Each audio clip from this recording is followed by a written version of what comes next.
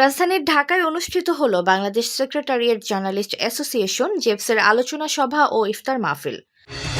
ঘরে বা ইন্ডাস্ট্রিতে ম্যাগনেস্টার কেবলস, বিশুদ্ধ কপারের নিরাপদ কেবলস, আপনার নিরাপত্তার সঙ্গী।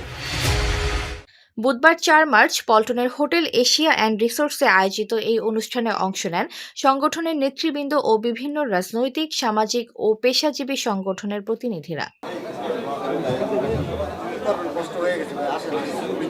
HPL uPVC pipe and fittings, শক্ত, মজবুত ও দীর্ঘস্থায়ী, এক পাইপে জীবন পার।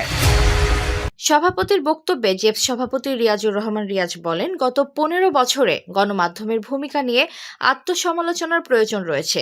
তিনি অভিযোগ করেন, বিগত সরকারের আমলে বর্তমান প্রধানমন্ত্রী ও বিএনপি চেয়ারম্যান তারেক রহমানের বক্তব্য প্রচারে নিষেধাজ্ঞা ছিল।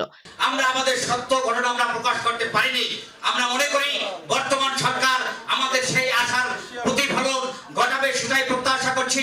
আজকে অতিথিবৃন্দ আমাদের তাদের বক্তব্যের মাধ্যমে আমাদের সংগঠনের সহায়ক শক্তি হবে, আমাদের সাংবাদিকদের সহায়ক শক্তি হবে, সেটাই প্রত্যাশা করছি। আমি আমার শব্দ শেষ করছি। ভবিষ্যতে যেন গণমাধ্যমের স্বাধীনতা হরণ না হয় সেই প্রত্যাশা ব্যক্ত করেন তিনি। সংগঠনের সাধারণ সম্পাদক নিজামুদ্দিন দরবেশ বলেন, সচিবালয় যেন অপেশাদার সাংবাদিকদের জায়গা না হয়ে ওঠে, সেজন্য সবাইকে সজাগ থাকতে হবে। তিনি পেশাদারিত্বের মাধ্যমে নতুন বাংলাদেশ গড়ার আহ্বান জানান। তিনি আরও বলেন, সচিবালয় বিটে পেশাদারিত্ব নিশ্চিত করতে হবে, দায়িত্বশীল সাংবাদিকতার মাধ্যমেই এগিয়ে যাবে দেশ। বিভিন্ন জায়গা থেকে যারা বহিষ্কার হয়েছে তাদেরকে আপনারা সহযোগিতা করতেছেন, এই সহযোগিতা বন্ধ করেন। যুগ্ম সাধারণ সম্পাদক মনিরুল ইসলাম রোহান সাংবাদিকতার সংকট ও সম্ভাবনার নানা দিক তুলে ধরে সচিবালয় বিটের সাংবাদিকদের আরও দায়িত্বশীল ভূমিকা পালনের আহ্বান জানান।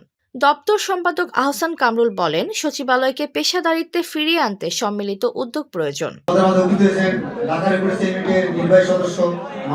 অনুষ্ঠানে প্রধান অতিথি হিসেবে উপস্থিত ছিলেন বিএনপির কেন্দ্রীয় কমিটির স্বেচ্ছাসেবক বিষয়ক সম্পাদক মীর শরাফত আলী সফু। প্রধান বক্তা ছিলেন বাংলাদেশ ফেডারেল সাংবাদিক ইউনিয়নের সভাপতি ওবায়দুর রহমান শাহীন।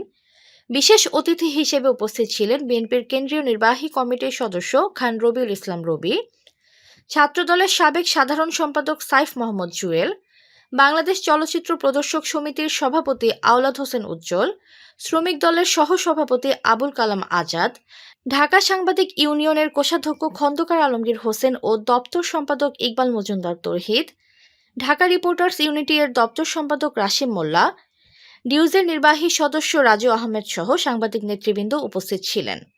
আলোচনা শেষে দেশ ও জাতির কল্যাণ কামনায় বিশেষ দোয়া ও ইফতার মাহফিল অনুষ্ঠিত হয়।